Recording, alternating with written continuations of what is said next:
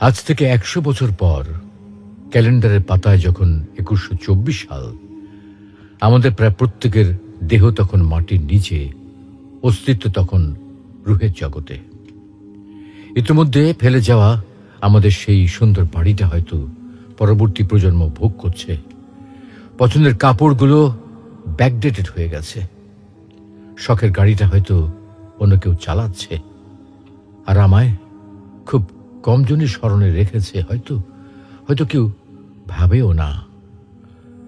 হাতে তাদের সময় নেই, যাদের জন্য এত কিছু করতে করতে নিজের জীবনটাই শেষ করে দিয়েছিলাম। আচ্ছা, বাস্তবতার এই জীবনে আপনি আপনার দাদার দাদাকে কতবার স্মরণ করেন? আপনার দাদির কথা আপনি কখনো কি আপনার মনে পড়ে? পৃথিবীর বুকে আজকে এই বেঁচে থাকা, এত হইচই, এত মায়াকান্না এভাবেই চলছে। গত হওয়া অসংখ্য প্রজন্মকে টপকে আমরা এই জীবন লাভ করেছি। তেমনিভাবে আগামীতে অসংখ্য প্রজন্মের ভিড়ে হারিয়ে যাবে আমাদের এই জীবন। কিন্তু খুব কম লোকই সময় পায় ফেলে যাওয়া জীবনটা একটু ফিরে দেখার।